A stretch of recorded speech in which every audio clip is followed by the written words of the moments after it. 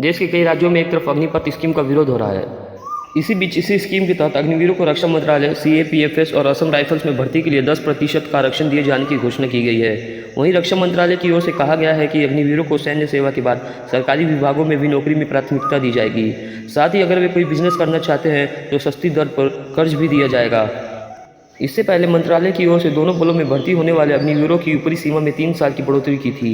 वहीं गृह मंत्रालय ने यह भी कहा कि अग्निवीर के पहले बैच के लिए आयु में अधिकतम आयु सीमा से 5 वर्ष की छूट होगी। गौरतलब है कि केंद्र ने सशस्त्र बलों में लघु अवधि के लिए संविदा आधार पर जवानों की भर्ती के लिए हाल ही में अग्निपथ योजना की घोषणा की थी। इसी योजना के विरोध में देश भर में प्रदर्शन हुए हैं।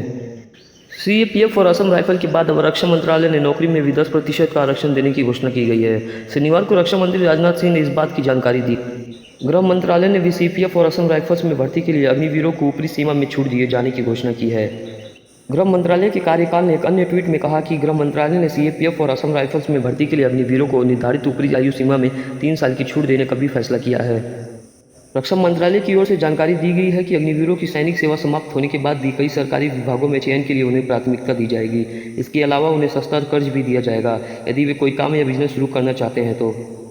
अग्निपथ योजना को लेकर तेज होते विरोध प्रदर्शन के बीच रक्षा मंत्री राजनाथ सिंह ने शनिवार को कहा कि इसे पूर्व सैनिक के साथ करीब 2 साल तक विचार विमर्श के बाद लागू किया गया है। उन्होंने कहा कि इस योजना के तहत भ्रम फैलाया जा रहा है। यह योजना क्रांतिकारी बदलाव लाएगी। उन्होंने कहा कि ट्रेनिंग से भी कोई समझौता नहीं किया जाएगा।